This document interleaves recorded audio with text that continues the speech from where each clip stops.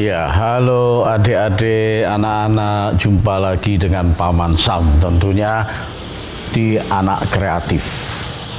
Wah, Paman Sam selalu memberikan satu inspirasi bagi anak-anak, satu inspirasi agar anak-anak menjadi kreatif.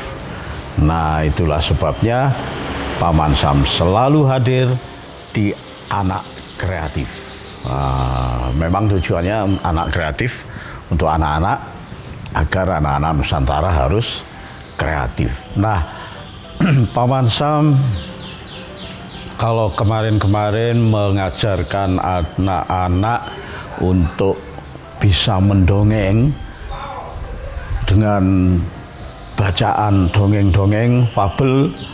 Nah, sekarang Paman Sam akan meningkatkan satu tingkat lagi bagaimana cara membaca cerita pendek. Tentunya cerita pendek anak-anak. Sebenarnya tidak ada bedanya anak-anak. Ketika kita membaca dongeng dan kita membaca cerita pendek, cerita anak-anak.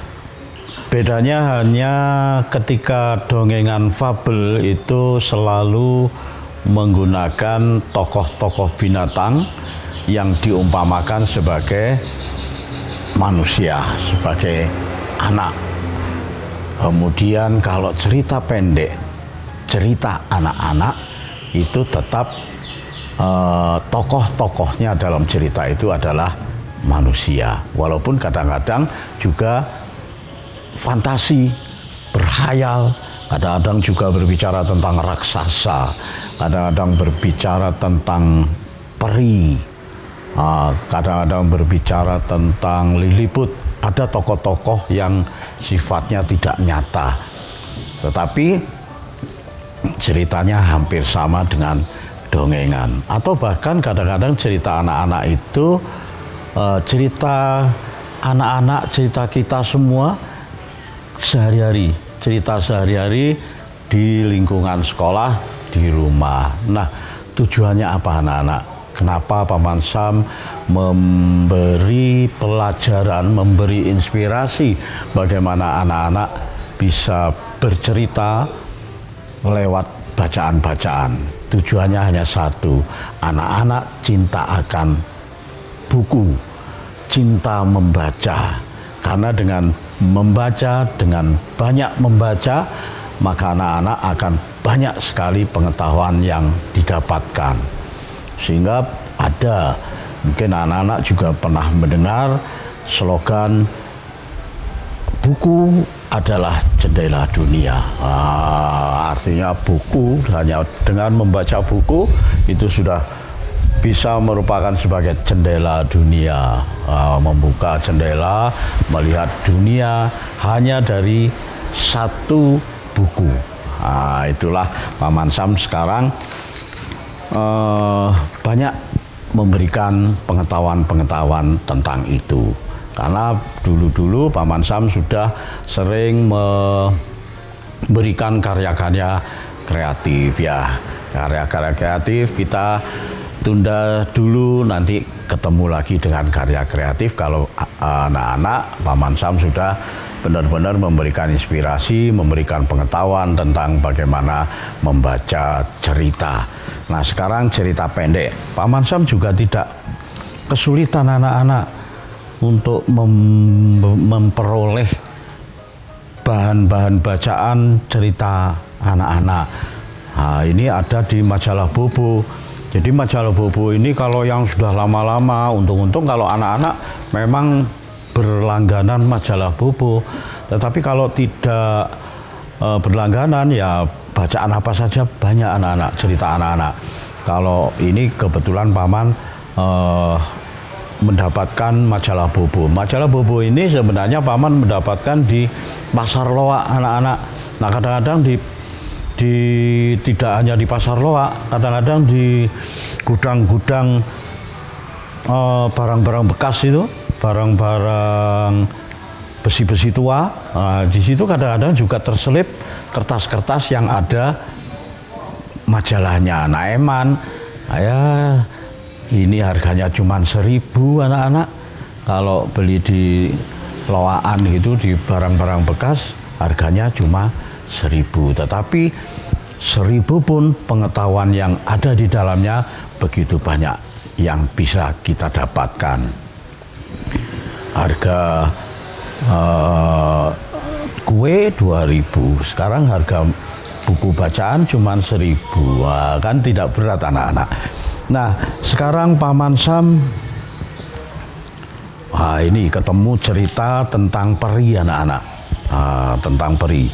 Judulnya Cita-Cita Peri Brownies. Seperti nama kue brownies. Nah, ini tentunya anak-anak yang sudah kelas 3. Kelas 3 ini kan sudah ada pelajaran mengarang. Biasanya ibu atau bapak guru memberikan satu pelajaran mengarang bebas.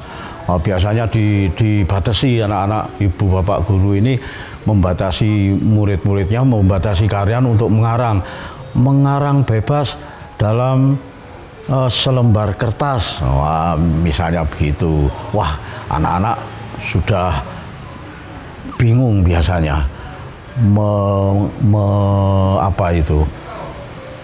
mengepaskan satu lembar kertas dengan cerita. Padahal biasanya belum satu lembar sudah habis ceritanya, atau satu lembar belum habis ceritanya, maka menambah setengah lembar lagi. Padahal ibu bapak guru sudah memerintahkan satu lembar kertas. Nah, ini kadang-kadang juga membatasi kreativitas anak-anak, membatasi bagaimana cara berpikir anak-anak. Nah, tetapi tetap aja tujuan bapak ibu guru juga memberikan pengetahuan bagaimana anak-anak bisa memanage, mengatur cerita dalam satu lembar kertas. Tidak boleh lebih, juga tidak boleh kurang. Nah, itu memang perlu pelatihan yang banyak. Nah, sekarang Cita-Cita Peri Brownies ini Paman Sam bacakan ya. Kenapa membaca cerita ini harus benar-benar pelan-pelan? Ya, karena di cerita itu memberi kesempatan anak-anak untuk membayangkan tokohnya. Oh, tokohnya seperti apa ya? Oh, daerahnya seperti apa ya? Nah, itu memang kita harus pelan-pelan. Satu paragraf demi paragraf. Nah, bagaimana membaca cerita yang bagus? Nah, ini Paman Sam selalu memberikan pengetahuan. Untuk itu, jangan kemana-mana dulu. Tetap di Anak Kreatif.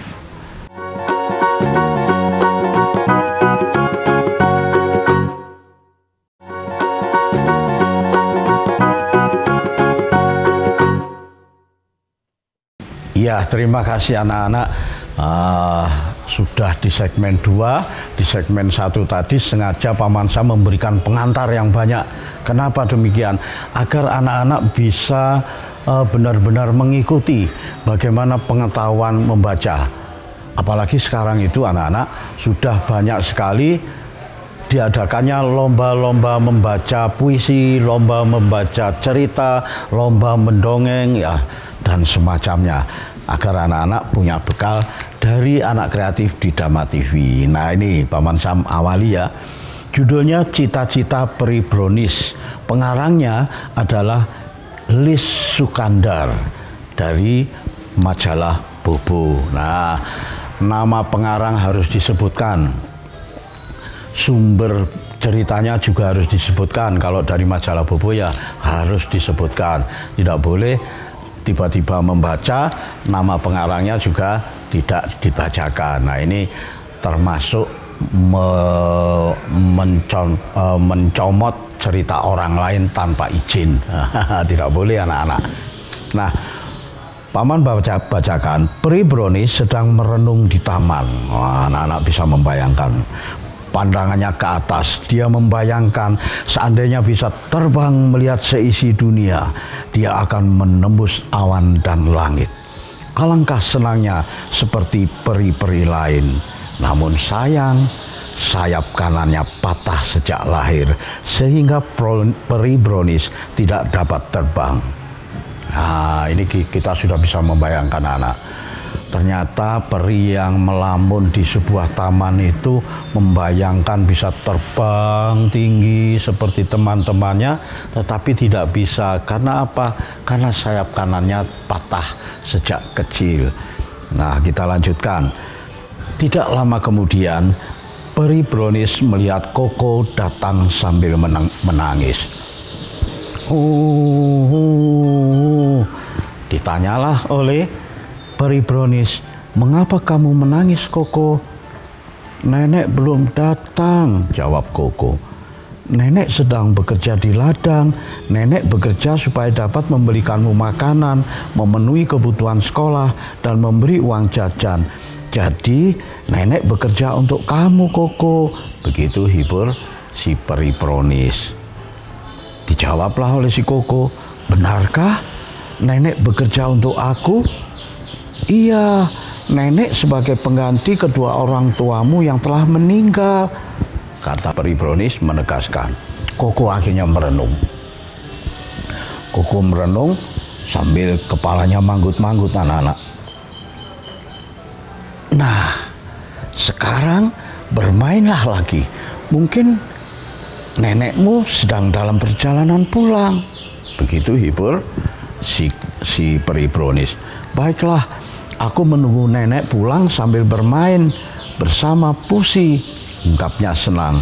Lalu bernyanyi-nyanyi sambil loncat-loncat bersama kucing kesayangannya. Nah, akhirnya Koko mendapat hiburan dari peri Brownies. Tidak boleh sedih, tidak boleh cemas dengan neneknya karena neneknya sedang bekerja. Akhirnya Koko gembira, semangat lagi bermain-main dengan kucing kesayangannya.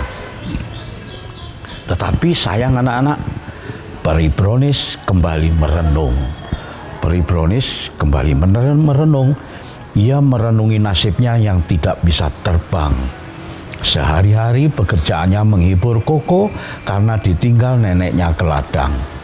Nah, ini si peri Brownies ini ternyata mempunyai jiwa yang bagus, anak-anak. Sementara dia sendiri sedih dengan kekurangannya, dengan tidak bisa menuruti keinginannya karena sayapnya patah, tidak bisa terbang tinggi, tetapi dia masih rela untuk menghibur temannya yang sedang kesusahan, menghibur temannya yang sedang kekurangan, menghibur temannya yang sedang bersedih hati. Nah, itulah kebaikan si peri Brownies. Dari bacaan dari situ saja anak-anak sudah bisa membayangkan bagaimana kebaikan peri Brownies, bagaimana tentang Koko, bagaimana dengan Pusi kucing Koko. Nah, di situ sudah bisa membayangkan. Paman Sam lanjutkan. Tiba-tiba peri Brownies melihat seekor kupu-kupu yang hinggap di dahan. Warnanya pink dengan totol-totol hijau muda. Ketika didekati, kupu-kupu itu terbang tinggi. Wah, lagi-lagi si peri Brownies melihat ada makhluk lain yang bisa terbang, yaitu kupu-kupu. Maka si Brownies berkata lagi dalam hatinya, andai aku seperti kupu-kupu itu bisa terbang sesuka hati. Peri Brownies menitikkan air mata. Nah, akhirnya peri Brownies hanyut dalam kesedihannya, anak-anak. Dia menitikkan air mata. Melihat kupu-kupu bisa terbang tinggi, melihat teman-temannya bisa terbang tinggi, sementara si peri Brownies tidak bisa melakukan itu semua. Kelanjutannya bagaimana? Seperti biasa, peri Brownies berada di taman. Pada keesokan harinya, anak-anak, di lain yang waktu, dia sedang sibuk memberi pupuk dan menyirami tanaman. Tidak lama, kupu-kupu warna pink dengan totol-totol hijau muda hinggap di dahan. Kedatangan lagi kupu-kupu berwarna pink ketika si peri brownies enak-enak menyiram tanaman. Siapapun yang melihat pasti suka. Begitupun peri brownies. Ya karena keindahannya anak-anak, karena keindahan dari kupu-kupu yang terbang hingga di dahan.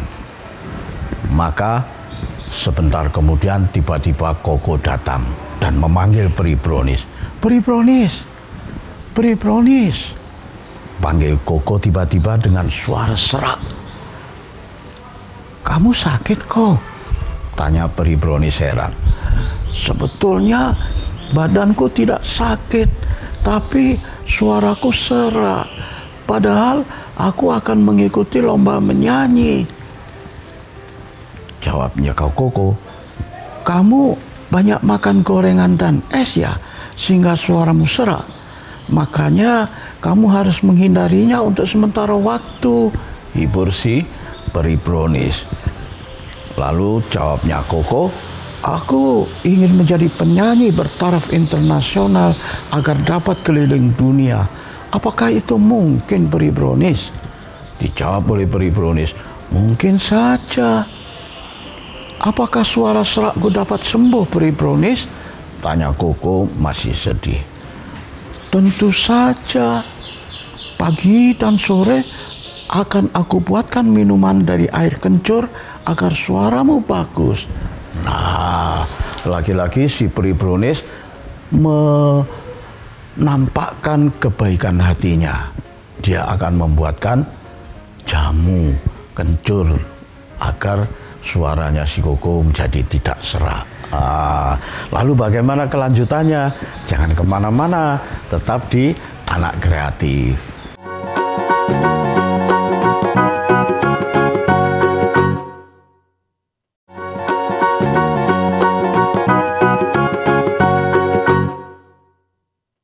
Ya, terima kasih anak-anak. Anak-anak masih tetap di Anak Kreatif dan tentunya masih ingin tahu kelanjutan bagaimana cita-cita peri brownies, judul cerita anak ini. Karangan siapa tadi? Karangan, ya betul, karangan Lis Sukandar. Paman Sam melanjutkan ya. Paman Sam melanjutkan ceritanya sampai di mana tadi? Sampai Koko ingin menjadi penyanyi bertaraf internasional, tetapi suaranya serak, kebanyakan makan gorengan, kebanyakan makan es. Itulah sebabnya si peri brownies ingin membuatkan jamu, ingin membantu bagaimana agar si Koko bisa tercapai apa yang diinginkan, menjadi penyanyi internasional. Nah, maka si peri brownies mengatakan, berbicara pada si Koko, tentu bisa.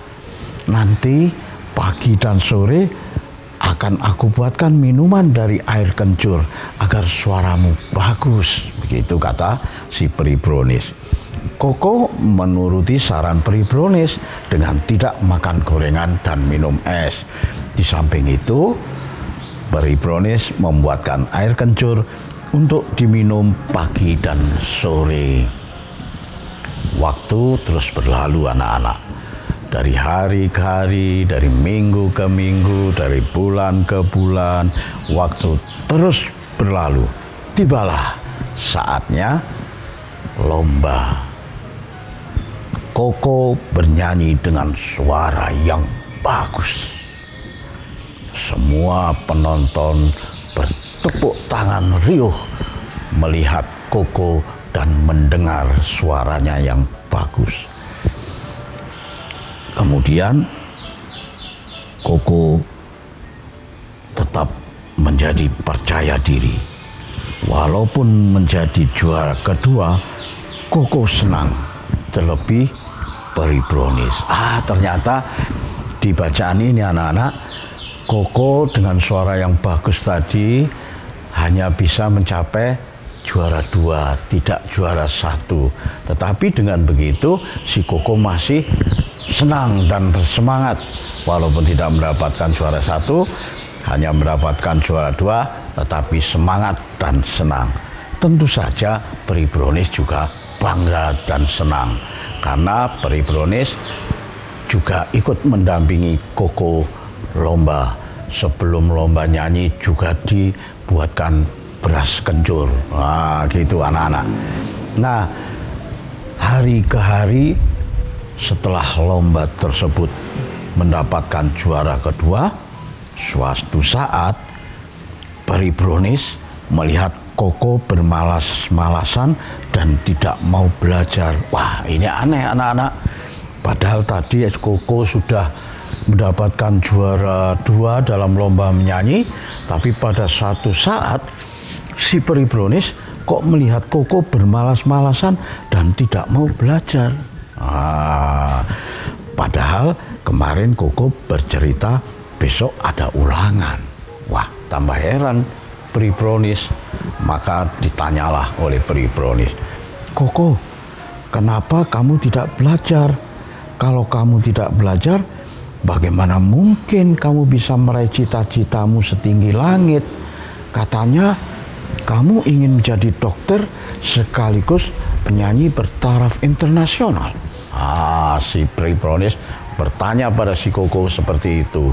Nah, dari situ anak-anak kita bisa membayangkan bagaimana sebenarnya Koko ini kan tadi sudah dibantu agar suaranya bagus oleh Peri Bronis, ikut lomba menyanyi juga mendapatkan juara 2. Artinya apa? Bahwa cita-cita Koko untuk bisa bernyanyi sudah tercapai.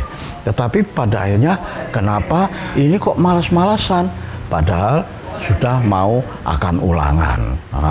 Begitu. Iya, jawab Koko ketika ditanya oleh si Peri Bronis. Iya, Koko tersadar setelah diingatkan. Sekarang belajarlah, kata Peri Bronis. Koko bergegas mengambil buku-bukunya dan bersemangat lagi untuk belajar. Nah, dari sini anak-anak, dari bacaan di sini, kalian sudah bisa membayangkan bagaimana kebaikan hati Peri Bronis.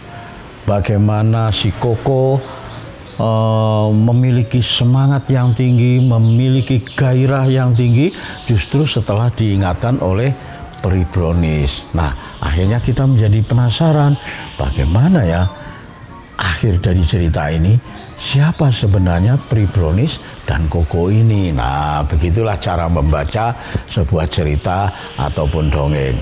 Sedikit demi sedikit kita sudah berimajinasi, membayangkan bagaimana kelanjutannya, bagaimana watak di Koko, bagaimana watak si Peri Bronis. Dilanjutkan, setiap kali diingatkan Koko selalu senang dan kembali belajar. Maklumlah karena neneknya sibuk di ladang.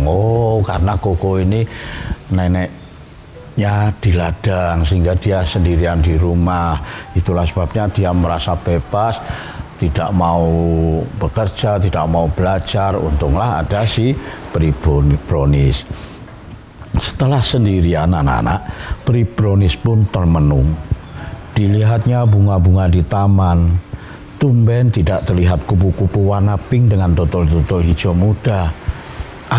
Mungkin kupu-kupu itu sedang terbang dan mengembara ke taman lain. Tidak lama kemudian, Peri Bronis melihat seorang peri datang. Semua pakaiannya putih seperti dirinya, namun ia punya 2 sayap. Kamu siapa? Tanya Peri Bronis. Aku Peri Elif. Akulah yang setiap kali menjelma menjadi kupu-kupu warna pink totol-totol hijau muda. Ternyata kupu-kupu pink totol-totol hijau muda itu adalah peri yang menjelma, namanya Peri Elif. Pantas sore ini aku tidak melihat kupu-kupu warna pink totol-totol hijau muda. Aku tahu yang kamu sedihkan. Walaupun tidak dapat terbang, suatu saat kamu pasti bisa meraih cita-citamu setinggi langit. Kelak, jika Koko telah berhasil mencapai cita-citanya, kamu akan bahagia, bisa selalu menolong dan menghibur manusia di bumi. Karena kamu selalu bersama Koko. Sedangkan aku dan peri-peri lain harus turun ke bumi untuk mencari manusia yang butuh pertolongan. Jika tidak ada manusia yang membutuhkan pertolonganku, kami terbang lagi ke langit. Benarkah? Tanya peri Brownies. Iya, hidupmu menjadi sangat berguna. Hidupmu sangat bermanfaat, peri Brownies, sanjung peri Elif. Peri Elif pun ikut senang melihat peri Brownies bahagia. Nah, dengan semangat itu peri Brownies akhirnya semangatnya tinggi, tidak sedih lagi. Nah, semenjak itu peri Brownies tidak pernah bersedih. Ia semakin bersemangat membimbing Koko agar kelak dapat mewujudkan cita-citanya menjadi penyanyi internasional. Nah, itulah cerita daripada cita-cita peri Brownies. Nah, bagaimana hikmah yang kita dapat, pelajaran yang kita dapat anak-anak? Yang pelajaran yang kita dapat adalah percayalah diri kalian dengan semangat yang tinggi, walaupun secara fisik kalian mempunyai kekurangan. Misalnya badannya terlalu kurus, badannya terlalu gemuk, atau misalnya kakinya kecil sebelah misalnya, atau jarinya patah satu sejak kelahiran. Pokoknya ada cacat yang sejak lahir, itu tidak usah berkecil hati, tidak usah sedih, harus bersemangat karena semua manusia mempunyai kekurangan sendiri-sendiri, mempunyai kelebihan sendiri-sendiri, dan yang penting mereka saling tolong-menolong antar teman, antar manusia. Nah, itulah hikmah yang bisa kita petik di cita-cita peri Brownies. Itulah sebabnya Paman Sam selalu berharap setiap minggunya, setiap Sabtu, Paman selalu bisa hadir menemani anak-anak untuk memberikan cerita-cerita inspiratif. Dan satu pesan yang selalu Paman Sam sampaikan, anak Nusantara harus kreatif. Sampai jumpa.